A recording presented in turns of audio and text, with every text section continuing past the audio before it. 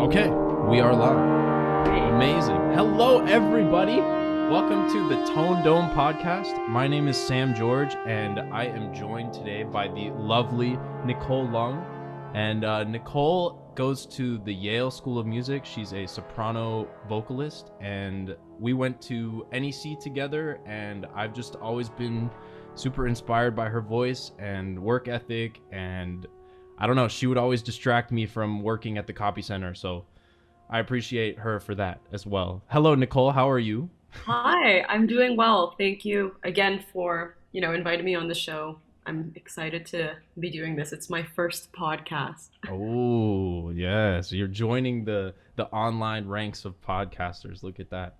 It's so exciting. Well, I'm honestly more excited to have you on than you're probably excited to be on. You're probably a little nervous, probably feeling a little something, but this is the 13th episode, so we are in our adolescence now at the podcast. And thank you, Nicole, for joining us. But in order to start this off and break the ice, I always create a Mad Lib. And Okay. for you, I did the same thing. So basically, you're going to fill it out. And if you say something offensive, it's your problem because, I wrote it, but you fill it out. So we're going to go through it. And here we go. So So we're going to start off with your favorite noodle dish. ooh, that is hard. Yes, I know. We're breaking the ice here. It's a hard question. I actually think I really love drunken noodles. Drunken noodles. Really tasty. Okay. Those are delicious. Okay, a musical verb now. Musical verb. Mm-hmm. Um, is loud a musical? Would Loud that is count? more of an adjective. Oh, like something that you're Like doing. an action. Screaming. Screaming? Screaming. Wow, Sam, you got me all nervous. I couldn't differentiate between a verb and an adjective. It's okay. It's okay. You're a singer. You just sing pretty, okay? It's fine. All right. A dynamic marking. Hmm. Pianissimo. Ooh.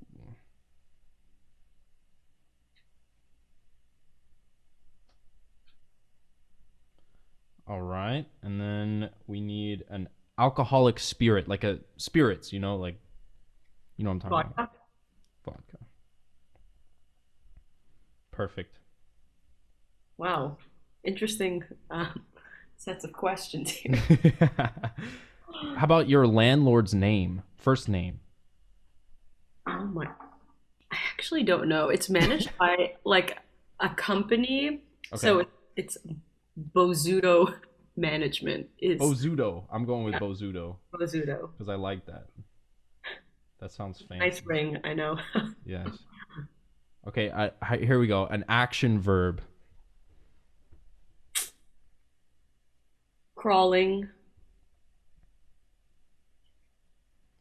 Creepy. Ooh. We don't know where we're going with this now. All right. Another word for drunk. Intoxicated. Oh, you picked the longest one. All right, I gotta write it down. Okay. Another action verb. Yelling. Perfect. Seriously perfect. Another dynamic marking. Oh my gosh. What other dynamic markings do I know? Forte. Putting me on the spot, Sam. I'm really quizzing you now, An emotion. Emotion. Mm-hmm. Happy. Happy. That's a good one. You feeling happy? I am. Okay. Feeling good. Just making sure, It's my job as the host. Make sure my guest is happy, How about an endearing adjective, like something you call your significant other? An adjective, like describing your significant other. Sweet. Sweet? Mhm. Okay. I thought we'd go more sexy or something like that, but it's okay. Keeping it PG. A verb. A verb. Walking. Yep. Mm.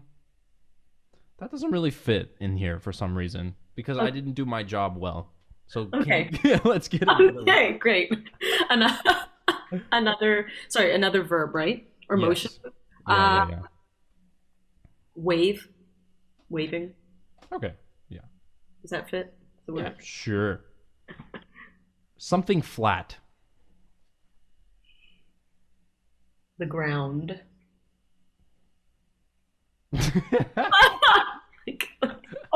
The ground.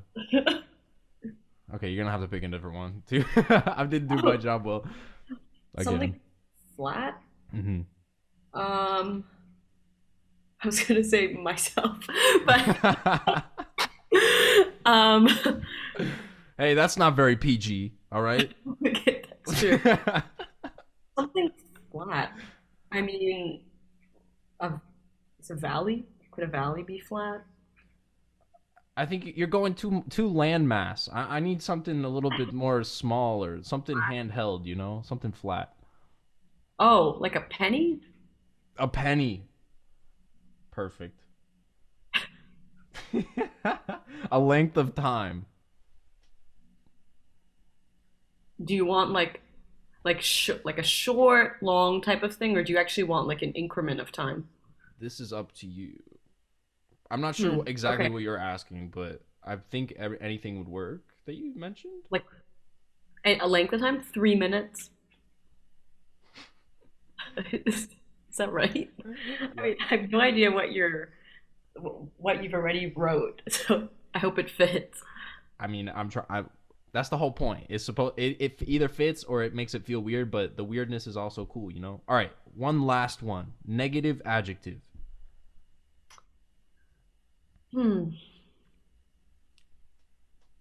Unintelligent. Ooh.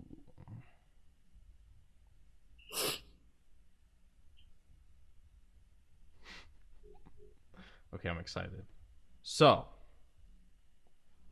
if I can read how I wrote this. Basically, this is called a cold Bohemian night. And I based this off of something you might be familiar with. So let me know if you are at the end. But here we go. The table is set with drunken noodles by 4 artists, a painter, a poet, a philosopher, and a musician. Their stomachs screaming as the candlelit dinner draws ever nearer. There is a sudden pianissimo tapping on the door, to which the roommates all understand immediately to be the landlord coming to collect this month's rent. The musician grabs the nearest bottle of vodka and opens the door with an inviting smile. "Hello, Bozuto," says the musician. "Won't you come in to enjoy a drink with us while the night is still young?" The landlord immediately saw through this attempt at a distraction, but his fondness for the drink won over his attention as he entered the apartment with a slight nod. The candles flickered, casting crawling shadows of the loud group all over the drab, barren walls. The landlord, now certainly too intoxicated to remember the purpose of his visit, began yelling uncontrollably and throwing hot noodles all over the tidy apartment floor. To avoid any more damage, the group, minus the philosopher, ushered out the destructive landlord with full bellies. Their curiosity of how the landlord's behavior would continue led them across the street to a busy bar. The philosopher, inspired by this distraction, sat to reflect on the events of the night when there was yet another knock on the door, this time at forte. He opens the door to the most beautiful woman he had ever seen, carrying a happy look and a freshly extinguished candlestick. The noise from the drunkards across the street faded to nothing as feelings of intense love quickly faded in. The woman said, "Do you have a light, my surprisingly sweet neighbor?" The philosopher takes her candlestick and holds it to the nearest flame and says, "Anything else, my dear?" They talk for a while, but suddenly the woman collapses into his arms, waking with a fit of coughing. The philosopher waved her on the couch and poured some wine from his glass through her lips while fanning her with a penny. She comes back to and explains that she has only 3 minutes to live. They embrace and lock lips, obviously in love, but the sadness of impending death overcomes him. He realized that in his poverty he cannot provide for her illness, but he will die trying to save her. They sing together now an unintelligent duet that is ultimately drowned out by the party below, but fills their ears for the rest of the night. The end. Very nice. What do you think that's from? I'm just From curious. Bohemian. Yeah. Okay. Wow. Good for you. Yeah, I was just reading about La Boheme and I just wanted to put it into something, you know? Interesting you bring that up. I'm actually doing later this semester in May. Yeah. I'm doing one of the scenes from it. So Okay. yeah, At Yale. yeah, at Yale. So Very it's cool. interesting you brought that up. That's interesting. Somehow I always seem to pick something that's happening, you know? I don't know. But that's basically like the storyline of La Boheme, right? Like kind of what's going on in the beginning and then she dies and Yeah. but you played in the past, I forget the character's name. Uh In in Bohem or yeah. I've actually never done a full production, so this will be my first Oh, time really like singing anything I guess for an audience. okay. So I'll be doing Musetta. We're doing Act 3 and yeah, it's gonna be fun. Got you. Yeah. Really, yeah. Very cool. I was interested in learning about that while I was writing that story. So anyway, enough of that. Let's get to the questioning, okay? Because I like Okay. questions. So, Nicole, how did you get started singing? Because, I started playing trombone in like middle school, and someone in the front of the class just held up a trombone like this, and I was like, wow. You But want to like play it? singing, you kind of do it, So, how did you Yeah, start? I guess for me, I feel like it's important to talk about how I guess music really Yeah. came into a part of my life like at a pretty young age. So I started playing violin at like 4 years old. Oh, Not by choice, but I'm happy I did it in the sure. end. I never really was great at it. I mean, hence why I decided to not pursue it further. Right. But I mean, I think it gave me a really good, segue into just what music was and, just being able to, you know, make it and read it, whatever. Yeah. But I guess the way I transitioned into singing from that point, so of course, love music, playing violin. Third grade comes around, and my school at the time used to do these shows called spring festivals, Okay. which was like little mini, I guess you could say like little musicals. And I was featured in one of the shows as the grasshopper, and I had a solo. Oh, And, you know, I was the only person to have a solo, so I feel like in that moment I was like, oh, like I guess I'm not horrible at singing, and it was just something that I liked to do. And I feel like that was, thankfully because of that experience, I feel like my singing ability was, recognized from like a relatively young age. okay. And of course, that just gave me more encouragement to want to keep doing it. So I would keep singing in these like these spring festivals, these performances. And, my mom would watch me, and obviously she knew that I think she knew at that point that I loved singing, but it wasn't anything that we had talked too seriously about. And then it wasn't until I did this like pop cover with one of my childhood friends that I Hmm. think we actually met in Boston, Chelsea. But Yeah. she goes to Berkeley. Yeah. Hmm. Yeah, we I went to remember. summer camp together. So I've known her for years. But when I was in, I think, sixth grade, we did this pop cover performance together.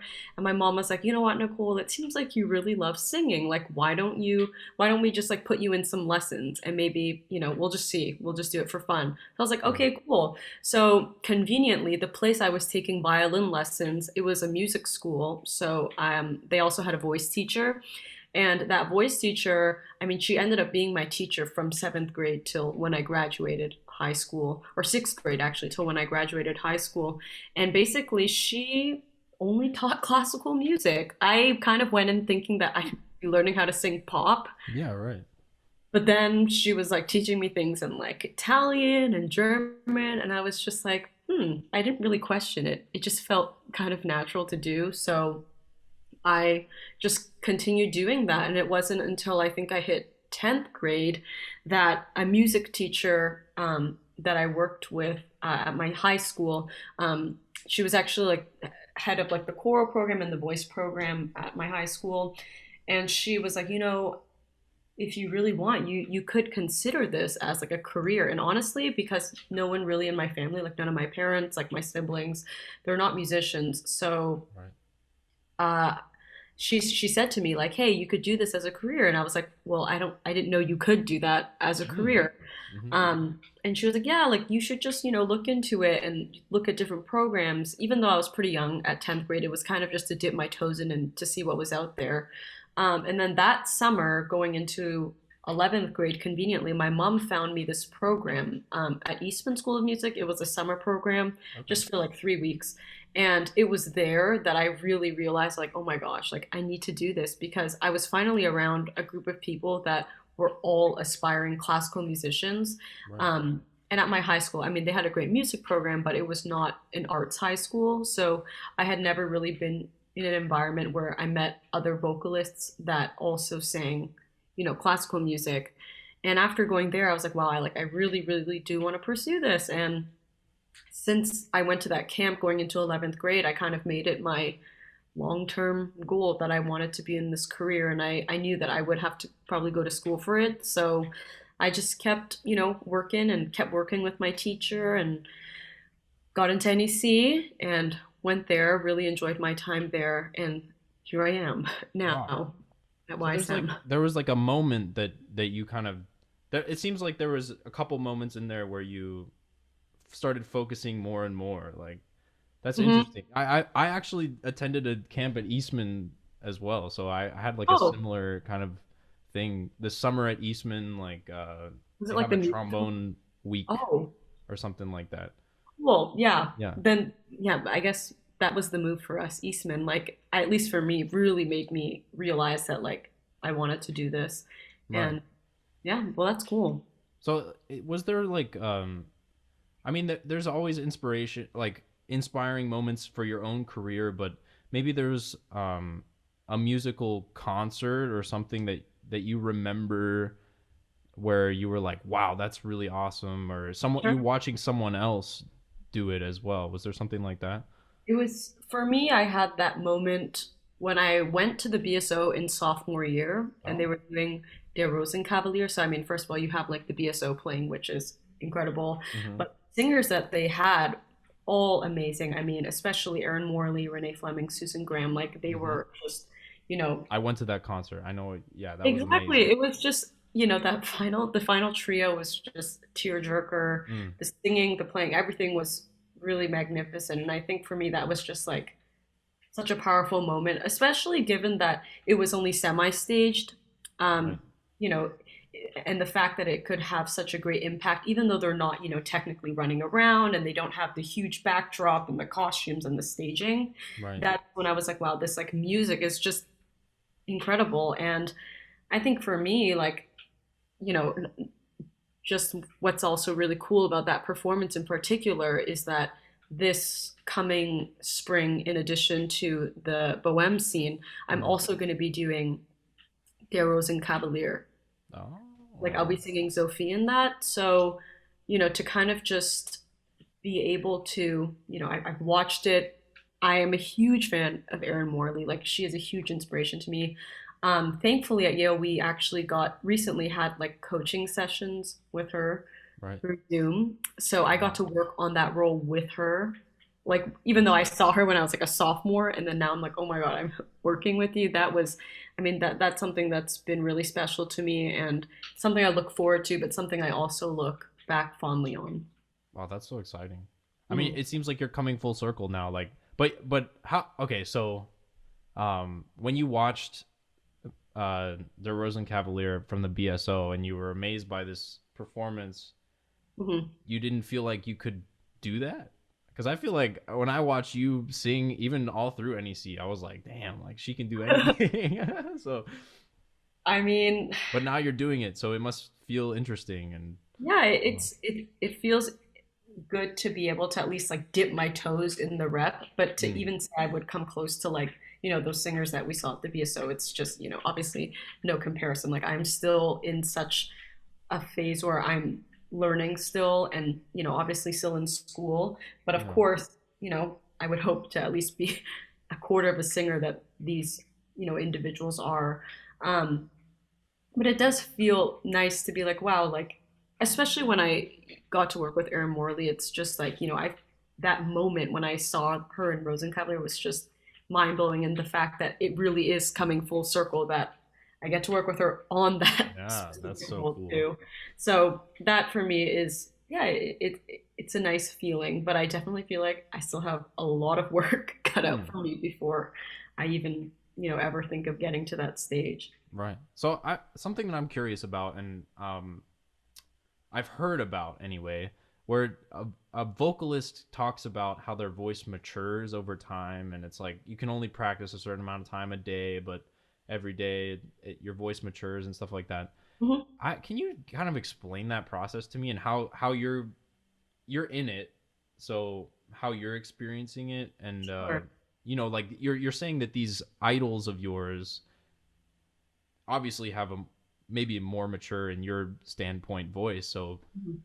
how do you get there, and like what is the process? Yeah, just I explain. think I'm not gonna lie, like from a pedagogical standpoint of like what happens with the muscles, I feel like I actually cannot give you the full shebang on like what happens as you mature. All I know, like you, is that it does mature over time. Sure, yeah. But in terms of just like how I've experienced that maturity with my voice, I think it's more just the fact that I'm finally really getting settled into my technique. Hmm. And like you said, with like practicing, um, I feel like a lot of singers, yeah, they probably shouldn't sing for like so many hours a day, like every day, because it's just like a muscle. Right. Um, but of course, you keep working at it. I guess you could compare it to like an athlete. It's like the more you practice, and obviously can't like just. Actually, no, runner's not a good example. I would say even like a power lifter, okay? Like you Mm, can't just overnight lift like deadlift like 400 pounds. Like right. you have to work towards that. And I feel like that's exactly what singing is. It's this muscle that, you know, hopefully you can get to a point where you can keep, you have enough stamina to keep singing for an entire opera, or like in some cases for Wagnerian sopranos where their repertoire is so big and it's so long, they Yeah. definitely, need to build that muscle work over time. But in terms of just like the mature the maturity of the instrument and whatnot, I do think even as I listen back to pieces that I've done from, I don't know, like 2 years ago, maybe even like, yeah, when I was graduating from NEC, I have some repertoire that I did then that I think, sounded fine. But then now I look back and I'm just like, oh my God, it just sounds so different. And I don't know if it's Hmm. necessarily like, oh, something completely drastically changed in the technique, because, I had a great foundation at NEC for sure. But Yeah. I think it's just that age thing, or maybe it's just that I'm settling into my technique more. I'm doing more performance where I have to use that technique, and you Right. figure out what really is working for you and what doesn't work for you, and then you just kind of continue with that. Yeah, I'm having a similar experience with trombone. I feel like it's something to do with efficiency. Like I don't know if you talk about that a lot in a vocal way, but maybe you Mhm. could now. We could explore it, but Sure. um I'm constantly striving to be more efficient and just use less energy to make more happen, basically. Absolutely. I mean, in So terms of, yeah. oh, sorry, no, keep going. I No, cut you no, off. no, no, no, no. You go, go, Well, go. I just was thinking in terms of like efficiency, something that I've learned to that allows me to be more efficient in like my work and my, production of sound is just learning how to like study a score without actually fully singing it. Like I think for a while I probably didn't trust myself that like I could learn something without having to just vocalize it and sing it 100 times. Oh, But yeah. then, you'd be surprised at how much work you can really get done if you just study the score. You look at things that, you know, you don't necessarily have to vocalize. Um, for especially for singers, I would say like phrasing and uh, translation and text. That's something that you can do without having to say it. You can just imagine the phrase, how you want to do it, how you want to shape it. You can take it down an octave, and with text, that really comes down to thinking about what you want to say with it. And Right, I yeah. think that is more efficient in my opinion than just like sitting in a practice room for like, locking yourself in there for 4 hours and just being like, I have to just sing this 800 times and then I can leave. I think there is merit in doing that. I mean, I definitely feel like um, when you're kind of on a crunch and you just Hmm. have to like pound it out, sometimes Yeah. you just gotta sit in the room and just plonk out the notes. But I do think like after you've done, the bare minimum work, which is like translate your text and just learn the pitches, you can do so much without actually playing or Hmm. singing. And I'm curious, like for trombone players, is that something that you can just like, you can just mentally practice, or do you really feel like the embouchure and all that kind of gets affected if you just don't play for like a week or like 3 days or something?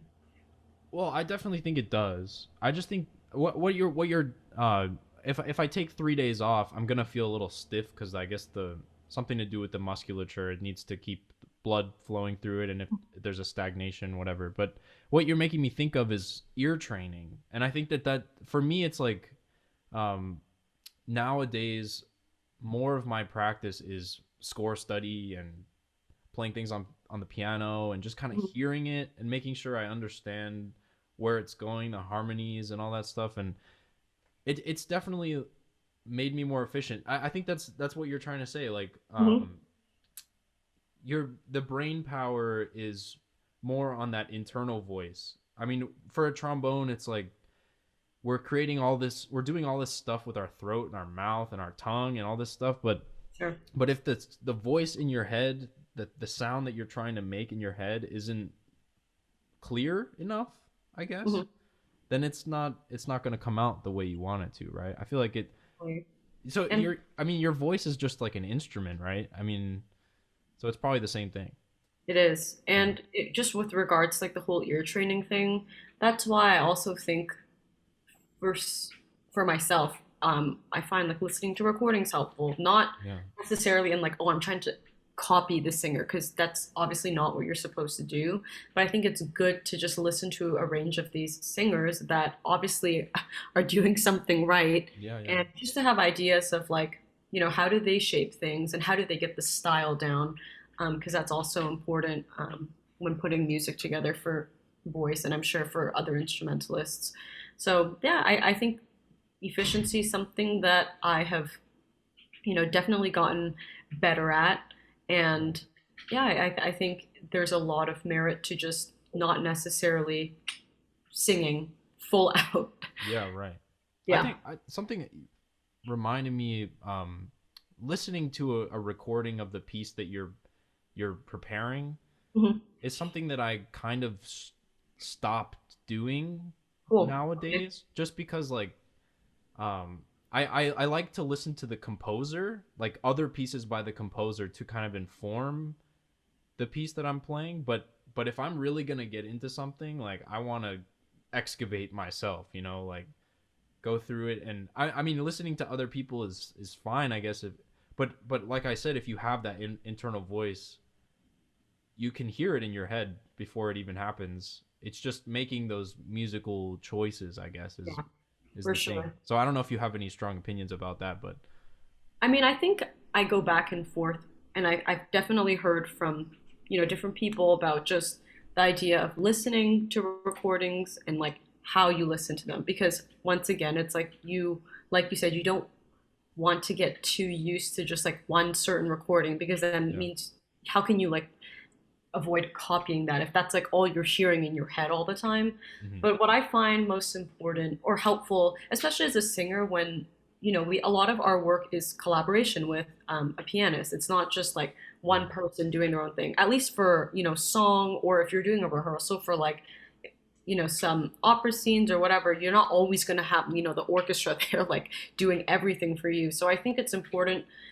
to just use recordings as a resource to maybe hear like, oh, where does my entrance fit in relation to whatever's happening in like the accompaniment? Because sometimes it's like, yeah, you can count things, but there are times when you just want to get used to also knowing when to come in without having to always, you know, Yeah, yeah. everybody. I think you have to do that at the beginning, but hopefully later on it can become a bit more intuitive and you can kind of go with like the flow of what's happening in the accompaniment. And I feel like when you don't have access to a pianist all the time, especially in COVID times, it's like Hmm. there are restrictions in how often you can be in a room, how long, etc. I think recordings can be a good resource for like the style and just kind of making sure your, I don't know, the harmonies in your ear, even after after you know how the harmony fits in, then you can just look at a score and then at least you can imagine that, like how Right. your part fits into that. But I don't know if that's the same for trombone. Like, would you feel like you don't listen to recordings as much when you're doing solo stuff, or also even when you're playing orchestral things? Oh yeah. I mean, orchestral playing I think is totally different. I mean, I don't know because then we have to talk about like what you do in an audition, what you do in an orchestra, um, because it's totally different. In an audition, typically you'll find your recording.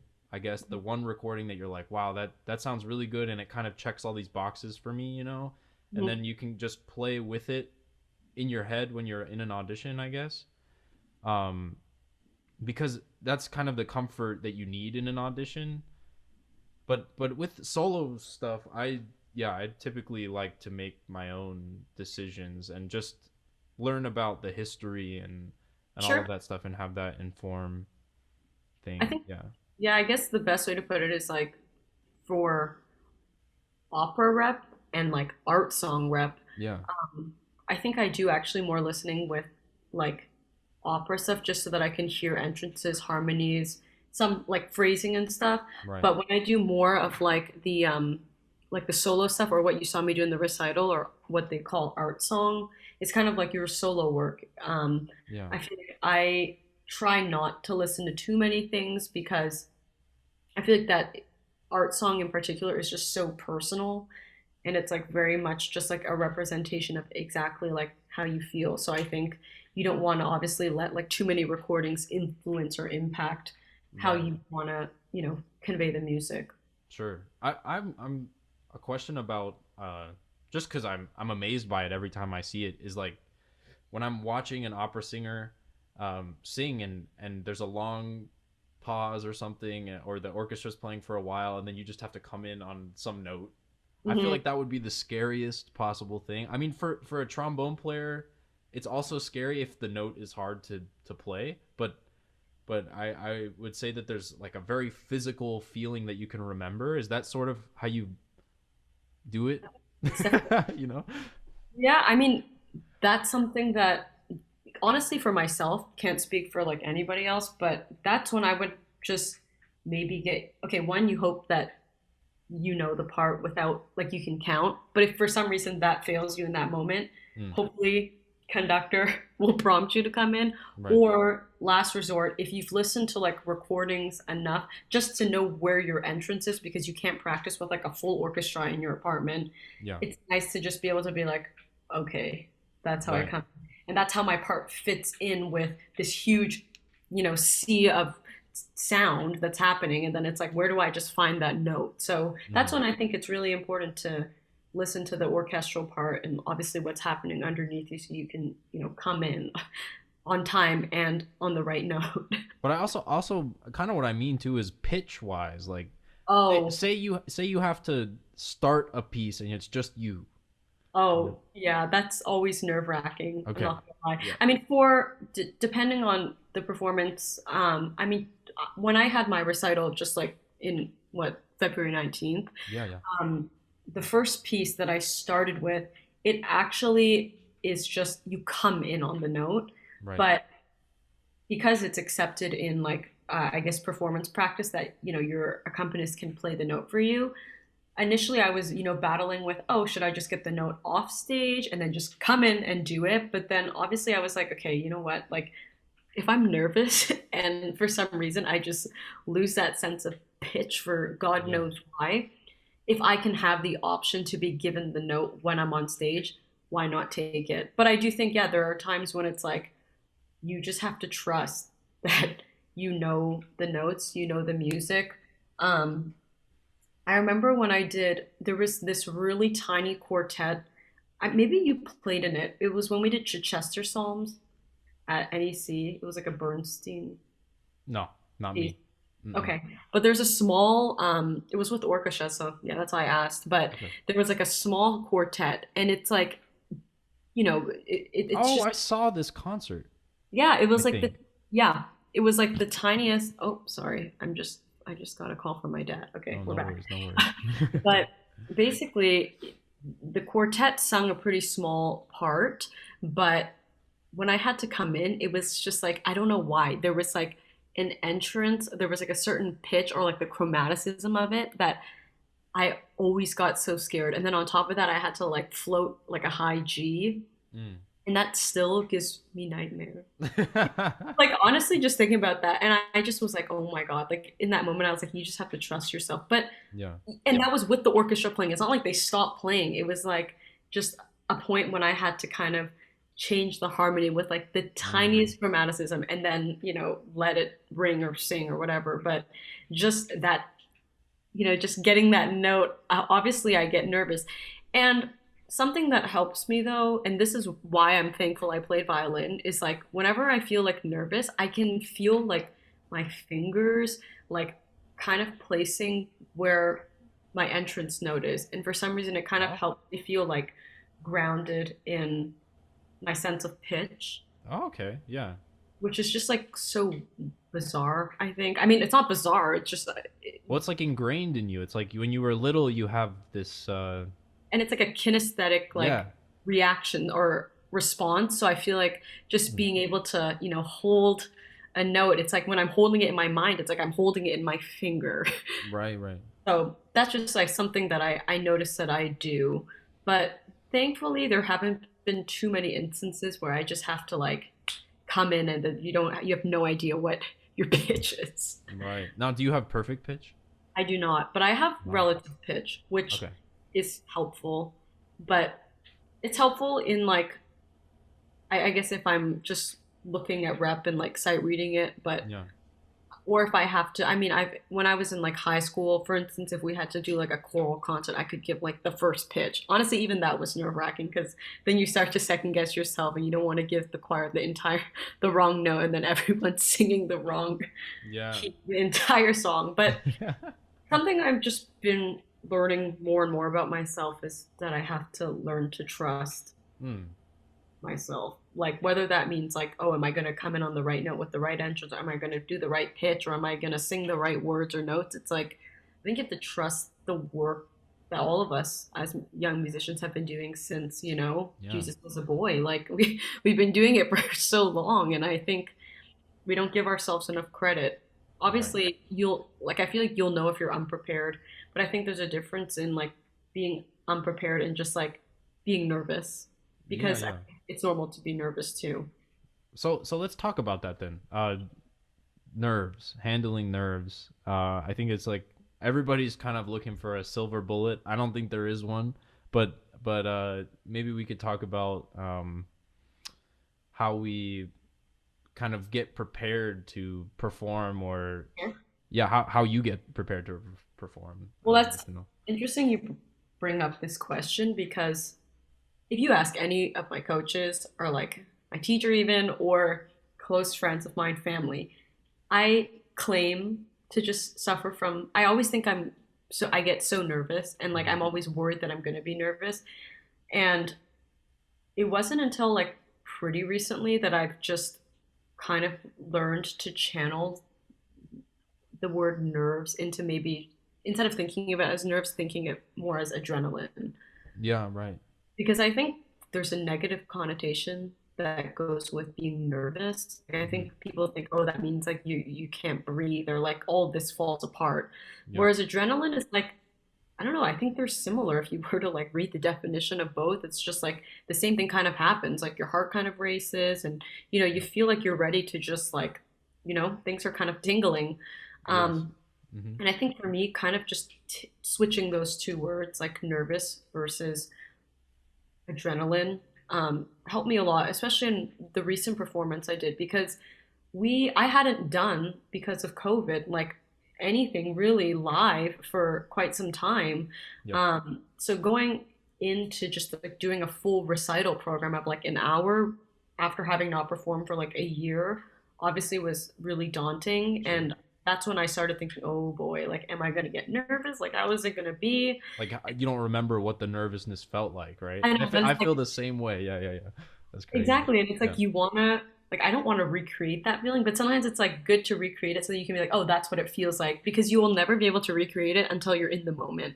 yeah, Um, right. but I mean, so I did that one switch kind of mentally, but also a friend of mine, because like I said, like I'm always curious about what happens with like the nerves and stuff, because I think that is what can make or break really great performers. Yeah.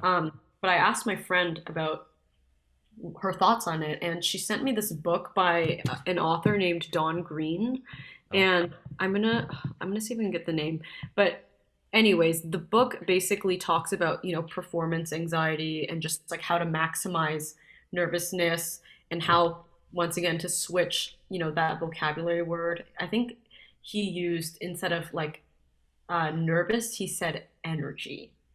I'm yeah, like yeah. energy, adrenaline, they all kind of, overlap with one another.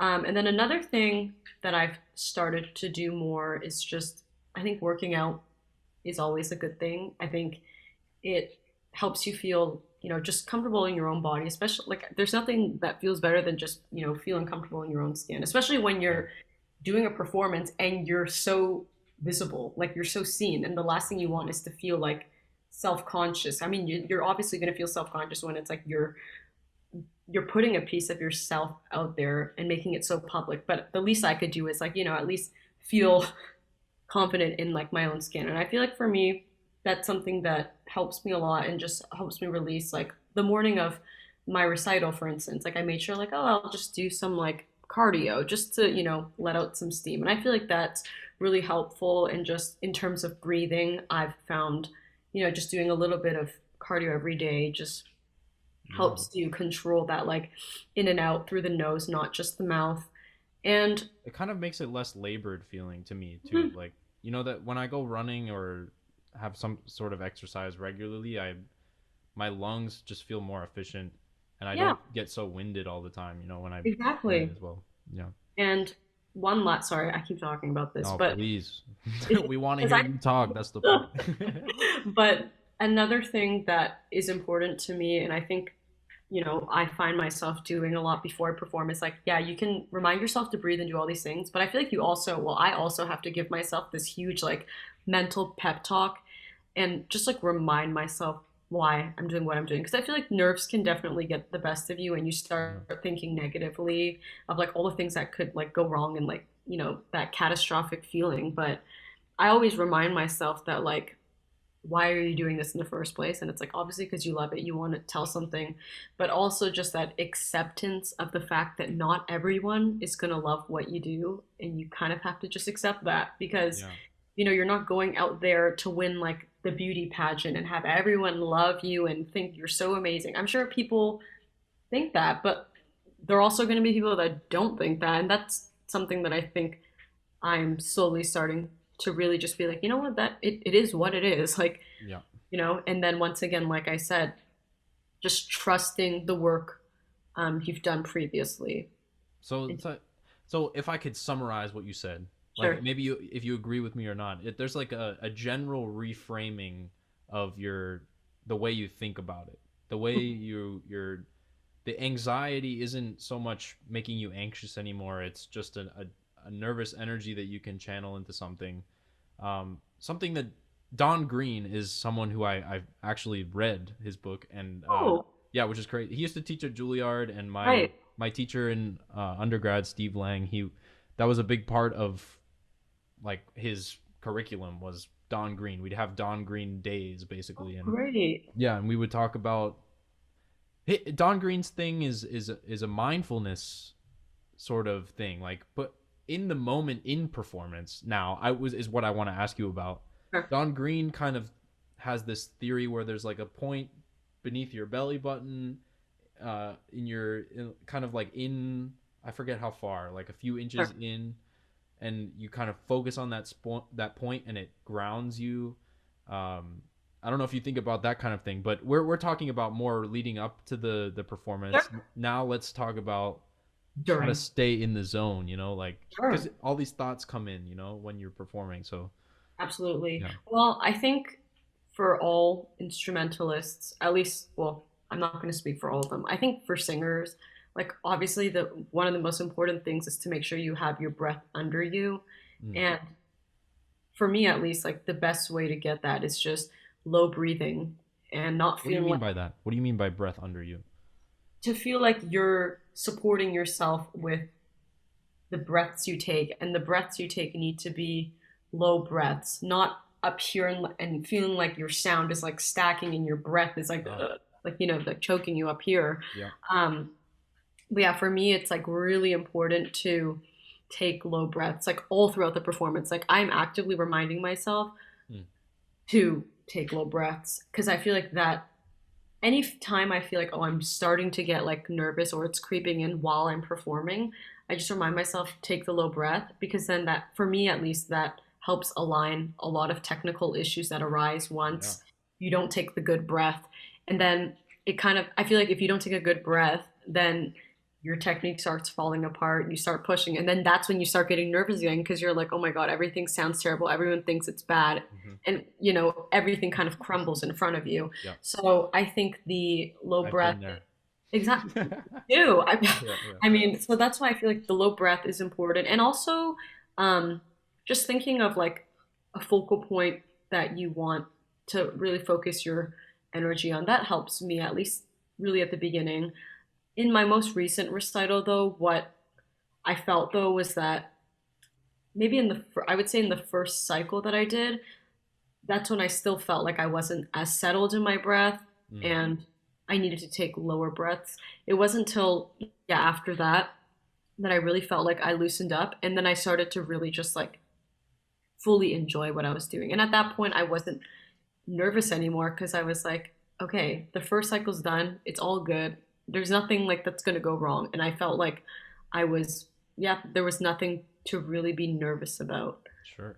I just was like enjoying the moment. So I think mainly for me, the whole nervous thing happens before I go on stage, like literally right before I'm about to open my mouth and like maybe the first few phrases Yeah. of the piece. But then once I'm doing it, I feel like that's when I can just kind of start trusting myself a bit more. And of course, though, still remind myself of the low breaths. Right. So And what you're saying with low breaths, I just want to frame it in the way I think about it too. Is like Don Green, I believe, also talks about process cues. I don't know if you kind of read about that, but I skimmed it, that part, sorry. that's basically what you're talking about. Having a cue to it cues your a process for you. Like you said, it kind of puts together a bunch of different technical things that you have to think about in this moment, and there's usually like one word that you can think of or two words, low breath or something like that, something that's very quick, Hmm. very down and dirty, like I'm gonna just say this word to myself and then my body knows how to react to it, basically. So in my music, I'll write in almost every phrase, I would say, or every long phrase, something new to think about, because I get bored of thinking of one thing. Do you ever do that too, or is it? I mean, actually, I do recall that the whole like just like the one word reminders. Yes. Hmm. Something I always have in my score is like support. Yeah. It's all kind of written there, legato, don't press, Mm. um, and breathing. Those are like the main words that I have, and I feel like those are things that I think about even in performance. Like those are the buzzwords, and I think it's just something that you get used to because you're looking at the score all the time, and it's like Yeah. it's kind of nice, and that's why I like annotating my score. I know some people can go without doing it, and they just are brilliant and can remember 100 different things. But for myself, I need Mm. to really annotate it, and then I feel like when I sing a certain phrase that I might find difficult, I can like kind of visually see like, oh, I wrote this here, Yeah, yeah, yeah. and Well, I don't. yeah, I'm super curious about that too, because I have not yet. I mean, until yesterday, actually, I did a whole audition tape by memory, but I've never done that before, and it was pretty scary. Congrats. I would just like to understand the process that you go through to memorize something, because for me, like in an orchestral audition, you know, they allow you to have the music there, and Hmm. that's why I'll write in my process cues like, got to keep your brain active, don't get too in the mud, in the weeds, in the mud, in the weeds in your head. So how do you go about remembering low breath but also memorizing the music? I guess it seems Sure. like a lot, you know. I mean, I think as singers, we have to do a lot of memorizing. And I feel like when you live with those scores and you're literally seeing those pages like all the time, whether you're, sitting on your couch or in like a practice room, just like grueling away at, flipping through those pages and trying to remember what the German word was or something, you start, at least for myself, I feel like I start getting used to just like seeing where things are on the page. I would not say I have photographic memory, Hmm. but I think it becomes kind of just like ingrained. Like if I'm learning something here, I can't help but like also not notice that I had support there as well. But in terms of just like the whole memorization process, Yeah. in general for myself, I think it depends what I'm trying to do. Like depending on what I have to memorize, the process will be different. If I have to do like Mozart recitative, which is very speech like Yeah. and very texty, I think the most helpful thing is literally to just speak the text, and from there you can put the notes in, because the notes are not meant to be difficult in like the recit section. It's actually really about the text. So I Right. think that's something, if I'm doing Mozart for instance, like with recit, I will, or Handel recit, I will always just look at the really drill in the text when I'm trying to memorize it and just speak that thing like 800 times Hmm. until So you repetition, repetition. repetition, Yeah, yeah, yeah. absolutely. But I think when things are melodic, Hmm. um, I have an easier time remembering text with a melody. Yeah, yeah, okay. Where some people I know, they always have to write like their text out separately, and then they're able to like associate that with their melody. But for me, I have two different processes. Like one for, more recit speech like stuff, which is more really repetition of just the words. Yeah. And then with the other more melodic stuff, I definitely feel like once I sing the text in those pitches and in that like melody, it kind of sticks. Hmm. It So sticks it's for like a contextual thing that reinforces it, I guess. Like yeah. your brain, I don't know. I'm always trying to understand my brain, so that seems like something that would make sense, right? Like if there's more than one bit of stimuli at Hmm. once, you kind of can grab from different things to remember the same thing, you know? I guess. Yeah. It's just, yeah, it's interesting you asked that, because I've been just trying to think like about my whole memorization process. Like, am I doing it the most efficient way? Right. And that's why I'm always happy to hear like what other singers do to help memorize quickly. But so far, I think that process has been working for me. But of course, like I think it's always good to experiment with different things.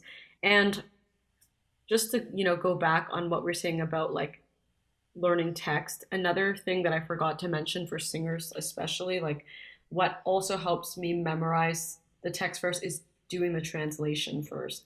Because Mm.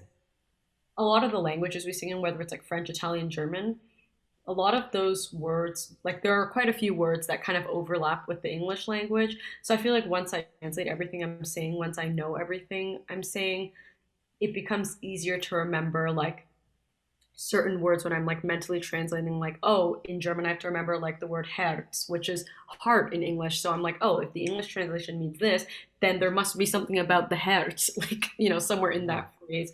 So I think, yeah, you basically you have to translate like beforehand, at least for Yeah. myself, and then after that, then I can start speaking it, and then, you know, once you kind of have the nitty gritty stuff down of just all that, then I think that's when you can start, going into more of the interpretive stuff, and, basically just making it more than just notes and memorize notes on a page. Right. So, well, this kind of reminds me of I guess I want your advice here. I want like I'm an instrumentalist. I don't deal with words typically, right? And when I do, I don't vocalize them. I don't produce the syllables or whatever, but maybe I think them. Mhm. If I'm learning a piece that is written for trombone and it's just notes on a page, like lines and melodies and things like that. I mean, do you think that creating a story for it would be helpful in memorizing or making musical decisions? I think for making, I think maybe making like not necessarily like a full story, but I think having just like an idea of the direction you want to take with the phrases. Maybe a story is like the best way to put it then, because I feel like you're able to shape it to kind Mhm. of create a certain emotion. Right. Well, we're trying to communicate, I guess, and we're a little bit more limited in because Exactly. You we're don't have not speaking a language, right? We're not speaking yeah. something that everybody can understand. But music is the universal language. I guess Mhm. that's what everybody says. But and I've been to concerts where I've listened to a trombone player or a pianist or something like that where I can literally see something like some a scene or a person or a character or Right. when I was listening to you I didn't understand the words but I could see certain imagery. And it's very interesting the communicative aspect of it. So Then I um, guess, I mean, and just building off what you were saying with like maybe what you could do as an instrumentalist, like maybe think of images, like whether that means putting like a small little one word mhm, thing so that you know what you're doing.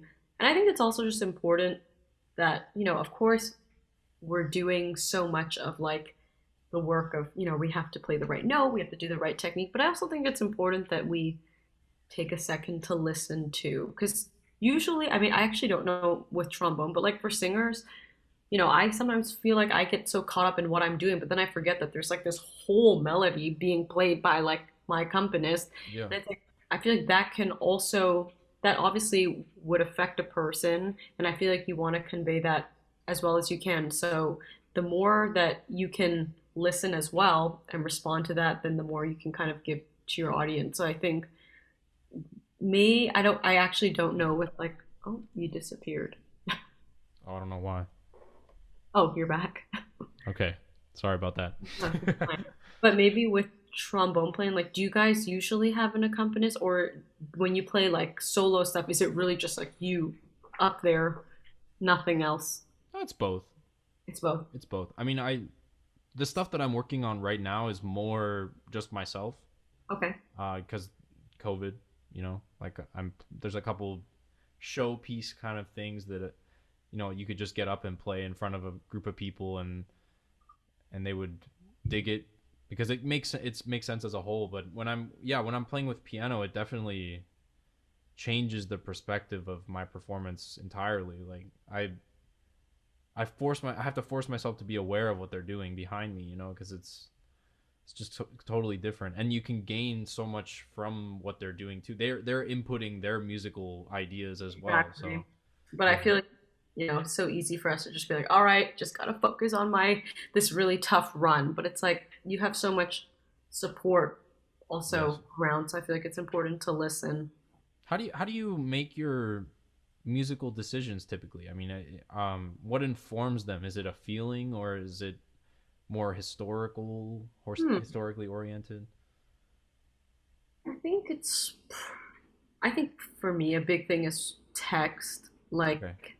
just like how you would say a sentence. It's like you wouldn't start talking, then suddenly stop talking. It's like that just doesn't work. So I Like an feel like that organic yeah, flow. it's like you wanna, Yeah. like when you're singing, especially in different languages that are not English, like you want people who are native whose language whose native tongue is that language. Yeah. You want them to believe that like any more than I'd be speaking or singing to you in English, it's like I'm singing to you in Italian and I sound just as native as like you do as a Right. native speaker. So I think that will drive a lot of, phrasing. But I think in terms of just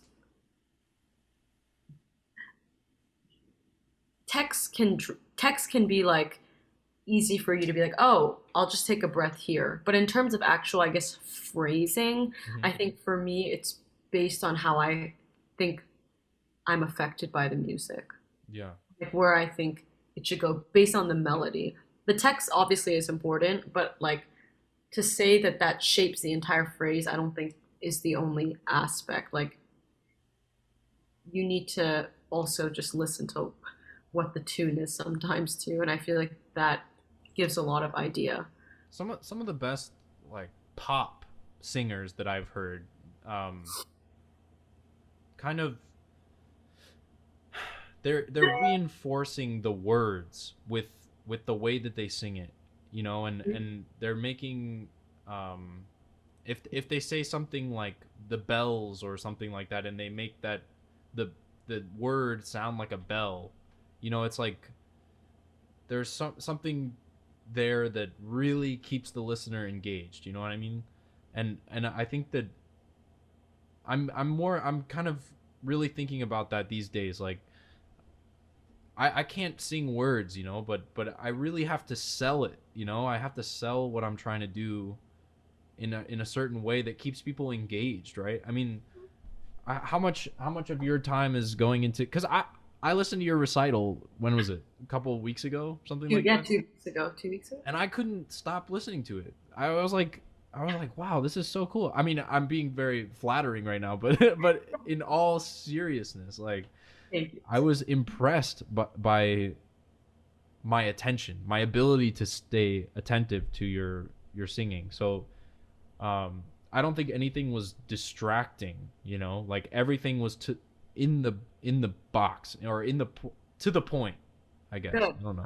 Well, I'm glad you found that. That's I feel like that's something that, as much as you can, sometimes we singers don't do enough and we're not expressive enough, as I'm sure with like trombone voice, but then sometimes you go too over the top, you're flinging your arms around. My Yeah. teacher, when I was the one that I studied with when I was like in seventh grade or sixth grade to like 12th grade, she used to say, you don't want to do like shotgun hands like this when you're singing. Mm, She's like, don't do that. Like it's just too over the top. It's like, you want to just, I think the important thing is you just want to be honest. yeah. And that's why I think for myself with like the recital I put together, it was important to me that one, all the things I picked were things that I actually really loved. Not just like, oh, I just have to like put it on a program to like fill time, or like, oh, it needs to check whatever language requirement. I think it was important that I loved everything that I had. And I also had time with it because I think, you know, with so many pieces, it's easy to just be like, okay, I just have to like learn the notes. I just got to do this. Okay, it's fine. But you want to be able to live with it and like think about it and just have ideas of what you want to do with it and how does it affect you and what do you want to communicate with the audience. But I also think that that's a luxury, to be able to put a recital and curate a program you want. Because obviously there are going to be things in life when you're going to just have to do this, or you're going to have to prepare an excerpt that you're not so moved like by Yeah, by yeah, every second. And I think that's always a challenge. I for think sure. I was lucky that something that I loved was live streamed and shared with people, but I'm sure there are things that I've done that I basically had to sing whatever to like fulfill some type of requirement, or maybe like for an audition you have to prepare something that's not really your cup of tea, but you kind of just have to do it and you have to sell it, like you said. Yeah. And I think that's when you have to find moments where you feel like you just really have to kind of dig and find points in the piece where you could feel like it relates or it sparks something in you that you think is important to share. Yeah, yeah, definitely. But I, that's like definitely a struggle. Like, yeah, you know. definitely is. Well, to switch gears a little bit, because I mean, we talked a little bit the other day, about breakthroughs, and this is a common occurrence for me, I'd say, after I've practiced about 2 weeks consistently. I typically have a certain breakthrough, which means I kind of grasp something a little better in my mind, or I put it in different words, or um, I don't know. Or something clicks, you know. And we were talk. If you could talk to that, like how certain breakthroughs happen to you and how you notice them, Sure. that'd be great.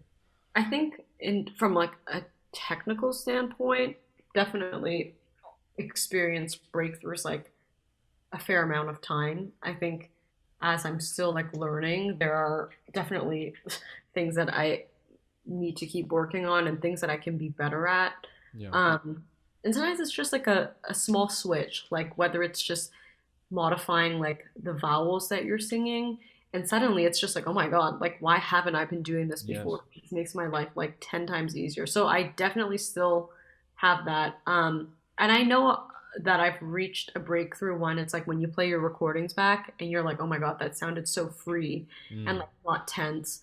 Um, and I think that's a pretty good indicator. It's like if you can come out of that session, you tried something new, and you're still not feeling like there's any tension in like your jaw or your tongue or anything like that, or like your shoulders, then that's probably a pretty good indicator that like you did something right and you're kind of Yeah.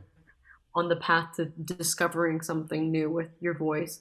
Hmm. And I think there will always be breakthroughs, both major and minor, Right. as long as like you're learning. And I think that's like something that's cool about just music in general, performance. It's like there's always something to work on. You're Right. never gonna you're never gonna not have anything to do. And I've thought about this a lot, and it seems like when I was younger, the breakthroughs that I would make would be very large things, like things that I maybe change, like you're saying, like maybe you change the way you think of a vowel or something like that. Mhm. But these, oh my gosh,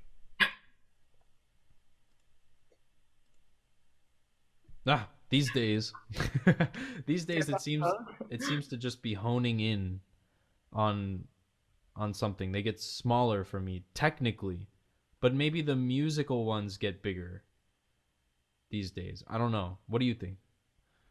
I agree with that. I think, I mean, when I feel like when you're learning your instrument, it's like you barely know, you don't even know what it means to like breathe, or like like things that are like pretty basic foundational things that I feel like you have to learn about your instrument, like finding, at least for trombone, it's like where is the note? Like, it's like that's already half the battle, I okay? And still haven't figured that one out. Okay. yeah, okay, same.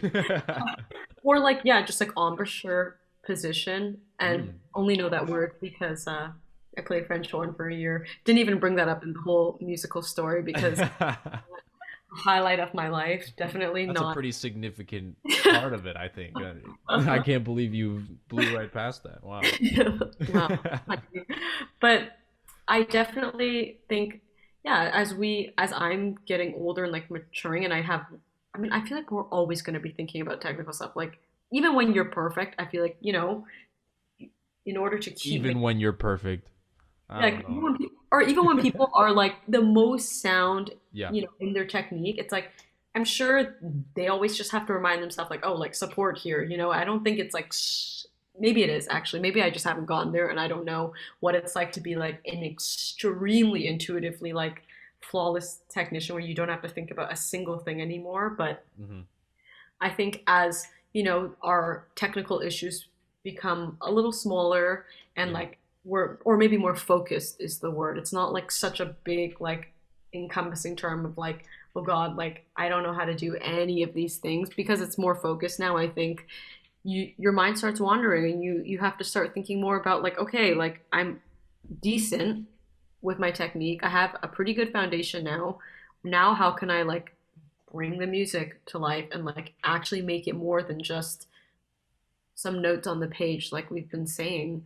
And I Right. think that's, your idea of just things becoming like musical choices and that type of growth. I think that becomes, more magnified now as we're, becoming more comfortable in our technique. And I think Yeah. that's something, even when if you've sorted everything out technically and everything's perfect, it's like you will always have room for interpretation or like musical ideas. And I think that's exactly what it means when you can never really stop working with music. It's like even when you think you had such a good idea with something with a piece, you put it away for a bit, you come back to it in like a few months or like a year or whatever, and then you're Hmm. like, oh my God, like suddenly it's like two different things. It's like night and Yeah. day. Just like when I was listening to some old recordings, I remember I mentioned earlier in the podcast, but um oh. Just keep going. Okay. I don't know why my webcam does that. Okay.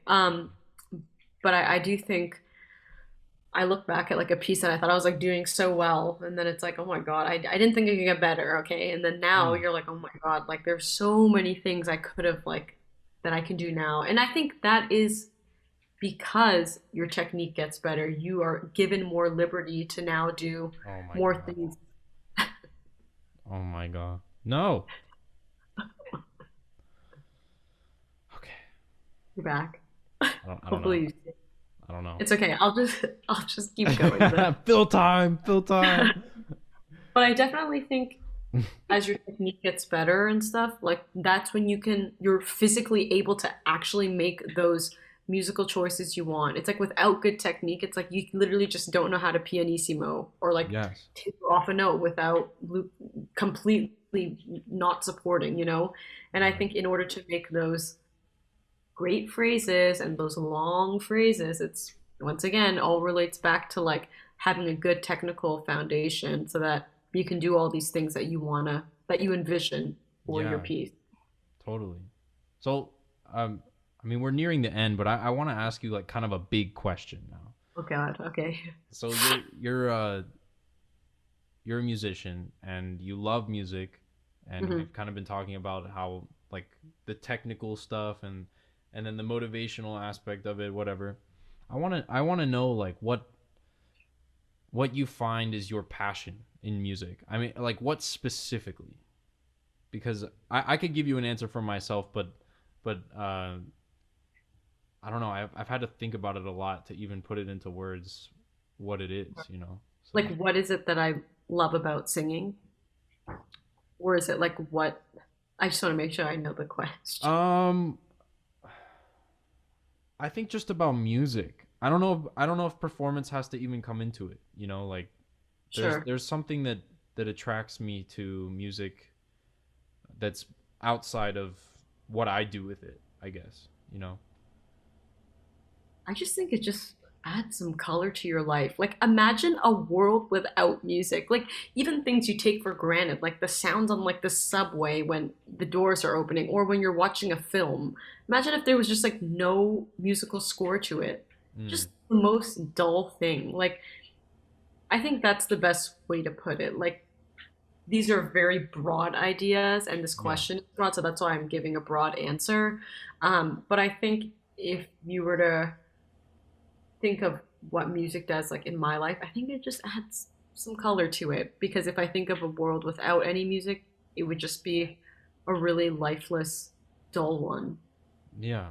And It's that's like like it's like the music is like a pathway to, in your mind, a sound can remind you of the so past, yeah, you know?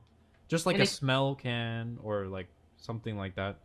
So I think that creating a sonic experience as a musician is, I don't know, you're trying to get to people's emotions, right? Like I feel like it's a very quick way to get there. And maybe mhm. there's not really any other way. I There's don't like a know. pretty immediate, I think there's like an immediate response that happens. Like once you hear something, you just like, it triggers an emotional response.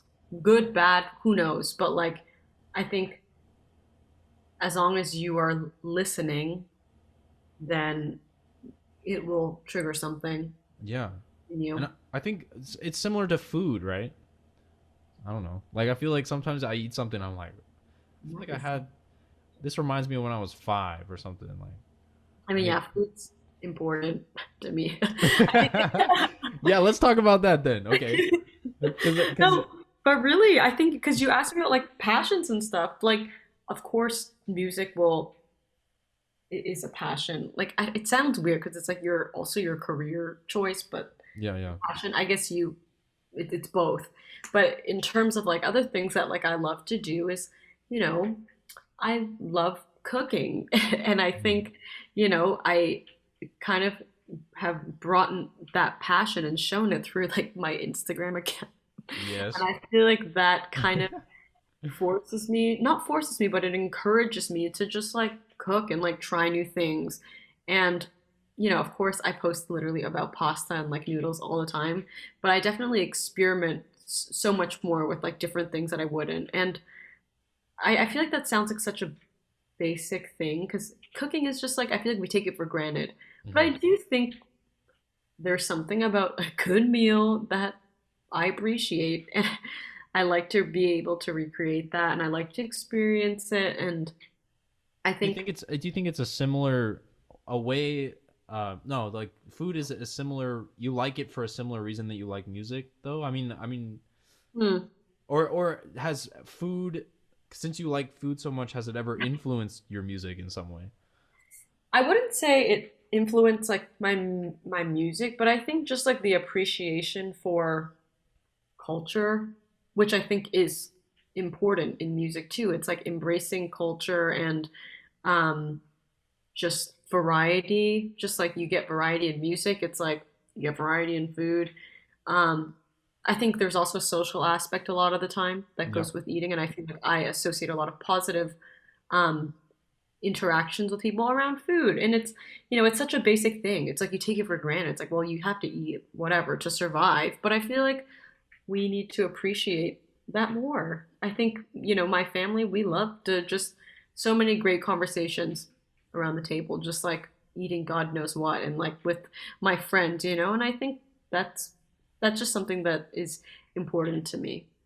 You know, it's something that made me think about. I don't know why, but this is Hmm. totally off kilter. But I mean the social thing. You know, I feel like in a classical music concert, we're so focused on like as a musician myself, I can go and I can listen to a concert for 3 hours or whatever and find ways to stay involved. But I think that the the social aspect of it has kind of been taken out of it in our art form specifically, like classical whatever that means, kind For of, sure.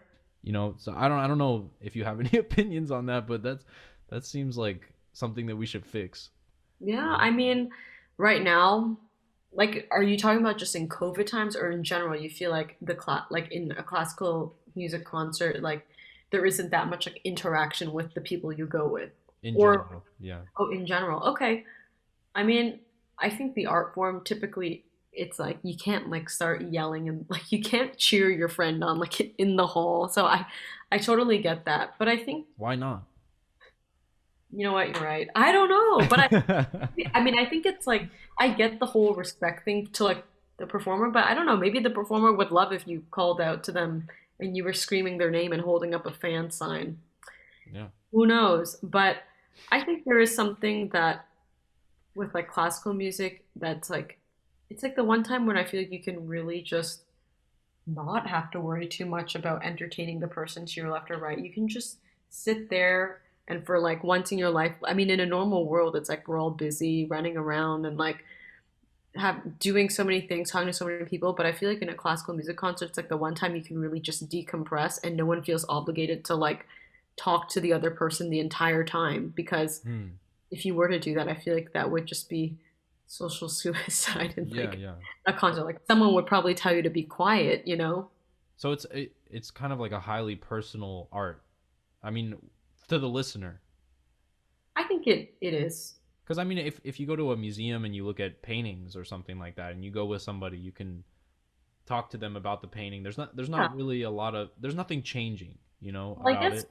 with classical music though, you can always talk about it like in between or like after. But I think for myself, like when I'm observing art or like listening to it, like obviously I want to like focus on what the performer is doing. Like I don't feel the need, nor do I really want to be like texting the person next to me and whatever. And Yeah, maybe, I think every like musical form is different. Like probably if you go to a jazz concert, it's going to be a different vibe. You go to like yeah. an Ariana Grande concert, completely different vibe. Woo. But I think it just exactly. But I think it's just like, what do you prefer? It's like if that's not your vibe, then I mean that sucks. But Hmm. unless you're trying to say like, is there a way we could make it so that we could have this great music while also having it be more like casual? Yeah, because I don't know. I've talked with a couple friends about having a recital in a bar or something like that. Like, it would be a completely different environment, right? Yeah. And getting people's attention would be harder probably from a performer's perspective, but maybe the vibe would be such that a lot more people would enjoy it, you know? That's good food for thought, really. I mean, yeah, it's hard. It's a weird thing to think that it's like, well, why can't I clap between the songs? It's like, nope, you have to wait till the set's done. It's like, Yeah. well, why not? Because they didn't used to do that, you know? Like, historically speaking, Tchaikovsky, for example, like his waltzes, that Mhm. was a popular music. And people, like, common folk would go and listen to Tchaikovsky waltzes and they would, like, go, woo, during the pieces, you know? And Sure. now it's, like, so sacred. Like, we must listen and we must, you know, I don't know. Right. Does it feel like stuffy to you in that way? It's not reaching out a hand to those who think about music or aren't thinking about music in the way that we do so much. I mean, I don't know. Or like I don't know how to say this. Like people go to a classical music concert for a highly personal experience, I guess, is what Sure. we're kind of talking about. You're dealing with yourself at that moment. It's like what is that music saying to you and where is it taking you? And some people are maybe uncomfortable with that, you know, and need a respite from or a break from that kind of mindset, and they can't handle an hour of just sitting there and listening, you know. So yeah, I mean, even for myself, sometimes it's hard too. Yeah. I Oh feel like yeah.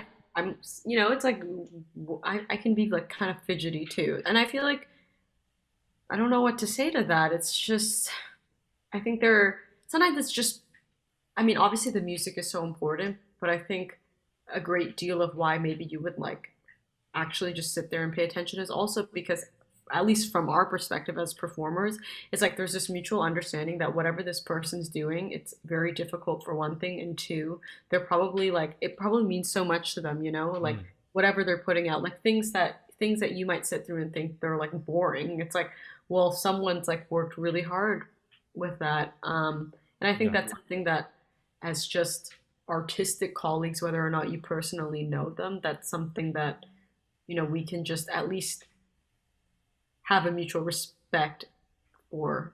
And that's something that could get you through, at least like if you're, sitting there. But I guess it's hard if like you're not a classical musician and you're just somebody like just coming in and never heard it before. Hmm. I think, yeah, it could be just like emotionally taxing if someone just doesn't feel like they can sit through a full hour of like this whole introspective, like, Yeah, yeah.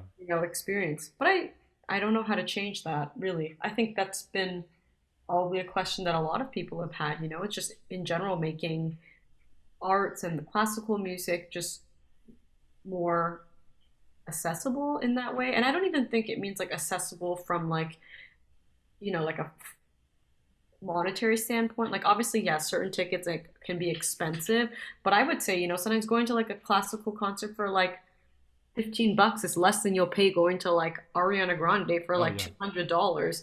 So And people, I mean, at an Ariana Grande concert, since we keep mentioning her, I'm a fan of Ariana I Grande. love her, love Yeah, her. she's so good. But Amazing. like at an Ariana Grande concert, she's in the middle of singing the hardest thing that she has or the highest note or something, and people are like, yeah, like wow, like screaming, you know, like I know. trying to Hype support her the up. Yeah, energy. they're And hyping her up. yeah, exactly. So I don't know. It's interesting thought. Like I've just never, as a trombone player in a jazz setting, I've had that moment where I'm playing a solo and someone in the audience is like, "Yeah," or like says something, and you're like, "Okay, I'm doing something," you know.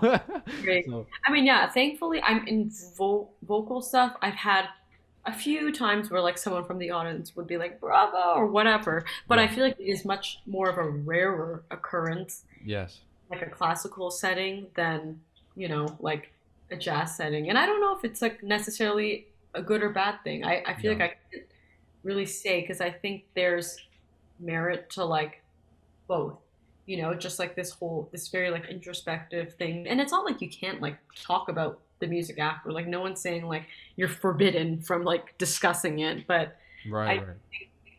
yeah, maybe it's like it's also a good thing that people aren't talking during your performance. It's like Yeah. I've had things when I've sung at like I've sung at some type of like gala event, not like a classical music gala, but like a function, I would Yeah, say, yeah. like just some, you know, something back home, and Like a wine and cheese kind of thing. People yeah, like just mixing really, and mingling, you know? yeah, Mhm. exactly, and like you know, I was singing my thing, and the people are pushing the plates around, and it's like nobody's like really listening to me. I mean, that obviously, you know, that doesn't feel great, like Yeah, as a yeah. performer. That really was just like, oh, that like sucks. Like, but I obviously I keep singing, I keep doing my thing. I'm sure there was someone in the audience that, you know, did appreciate what I was doing, but I do Right, think, right. you know, that when I was the performer that had like someone pushing the cart and like collecting plates and stuff, it just didn't feel so good. For sure. So I Yeah, guess it's funny. I don't know if you know who Don McLean is, but he sang American Pie. Do you know that song? Bye bye, Miss American Pie. yeah. Yeah, yeah, yeah. I went to a concert that he did in Boston one time, and in the middle of the concert, this woman, or he was singing like this ballad, just playing guitar and singing, right? Amazing. And this waitress comes up and like takes the order of this person and puts in stuff, puts in the information, and it was talking like normal volume during his singing. Like he's sitting on stage, and it was right in the middle, in the front, right? Oh And my God. after the song was over, like Don McLean basically like was like, you can't do that. Like you need to like you can't come Oh over. wow. Like it's in the middle. Everybody came to hear me sing this song, you know. Like you can't disrupt it that much, you know. I would understand if it was in the back, but yeah. So Oh I get it. That's just funny. Like I just thought it was like, yeah. I mean, I agree. I agreed with him, but maybe some people didn't. Like yeah. they were like, oh, I think he's so conceited, you know. Like why would he care about that or but something? it's like, yeah, I mean, that's exactly what, you know, ties into what I was saying. It's just like, I think it depends what angle you're looking at it from. Mm, I think as classical musicians, though, it's like our job to just be more advocate about what we do too, though, and try to get people that may typically not think of listening to it, at least trying to give them the experience. And if they choose to stay and they love it, great. And if they don't, it's like, you know, we can't really force anyone yeah. to do anything, you know, any more than like, I'm sure there are certain pop artists that even though it's fun and everyone's screaming, I just don't really want to go. Yes. I'm Hmm. sure that's a fun experience. I just personally don't like it. So just like how I would find going to a classical thing, you know, interesting and fun to go to, it's like so and so might not think so. So what can I do? I Okay. think we just have to do our best as performers and just always be good colleagues because it's a tough profession. You It know, is. as we talk about nerves and stuff, like those are real things. And I don't think they really ever go away. I think the more and more you care about what you do and the stakes get higher, of course you're gonna, you know, be a bit nervous and whatnot. So Absolutely. it's tough for us. It's tough. Yep. But anyway, okay. So we're reaching the end, and I would like to kind of close things off with a nice crescendo to the end with some rapid fire questioning. Oh Uh, God. so so short answers. I might ask a little bit of follow up, but it's okay. Whatever. Okay. So here we go. First question: hot or cold? Cold. Ooh, I think that's the first time someone's answered cold. That's awesome. Okay, what's the weirdest thing that you have in your home? Um. Oh gosh. This is so difficult. The Dead flowers. Looking at them right now. flowers are the Dead weirdest thing. flowers. Oh, Dead flowers. dead flowers. Dead flowers. How long have they been there? Just like the past week, they started dying and Okay. wilting the past week. Been just like a little. Honestly, I they don't look horrible, but they're a bit shriveled, and I would say it's like one of the most odd things I have in here right now. They need to Okay. go. They need to go. They need to go. Great. Okay, if you could be any animal, what would it be? A dog. Yeah? Yeah. Oh. I mean, assuming you have, What kind of dog? Let's be more specific. I think I'd be a pug. Aw, yeah. They're, they sleep and they're cute. They have little rolls and they Yes, sunbathe and just kind of chill. got you. Yeah. Uh, do you have an author or a book that you would like to recommend? Sure. Norwegian Wood by Murakami. Okay, Yeah. fantastic. Great book. Great book. What's the first thing you think about when you wake up? Coffee. Coffee. So it's like a dependence kind of thing. Oh, Like, absolutely. inject me with some coffee right Yeah, now, please. it's like a, at this point, it's like I just don't know how I could do without my Keurig. I need coffee. Like it's even when I go to sleep, sometimes I just think, wow, I can't wait to get up in the morning and just have a cup of coffee. Great. Okay. This is gonna be a little deep. Mm. Uh, if you could know the answer to just one question, and you know for sure that it's the right answer, what would you ask?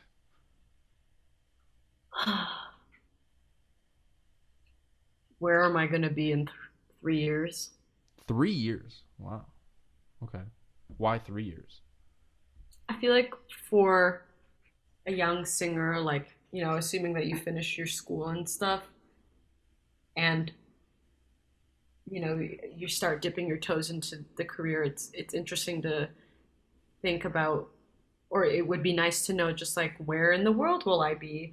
Will I be Mm. close to my family? Like how will that affect my relationships with my significant other or my friends and my life? Because if Yeah. you have to like uproot and like move to, God knows where, I kind of would like to know that. I think some people might think otherwise. They just want to go with the flow, but Hmm. I think in 3 years that would kind of be like a nice thing to know. I'd be 27, and I feel like that's kind of just when you're done school, hopefully, and you're just starting your life. So Yes. Okay. it's kind of cool to Great. know. And one more. What's the first thing that comes to mind, or the first word or thing that comes to mind when I say the word noodles? Delicious. Just honestly, great dish. So Perfect. much you can do with it. But anyways, thank you for those rapid fire questions. They're very Yes. fun. Well, And thank thank you for everything, really. thank you. Are you serious? Thank you. This has been so awesome. Like I got to see into your mind a little bit. We all did. All the tone domers out there. I don't know if it's like a community thing yet, but yeah, but thank you so much for coming on. I learned a lot for sure, and I definitely want to keep talking to you and have you back on in the future. And Absolutely. I think that I posted, let me just see if there's any questions that people Oh my have put, gosh. but I don't know. I don't know if there was. It doesn't seem like it. Oh, that's okay. That's all right. I asked you enough questions, you know. It's okay.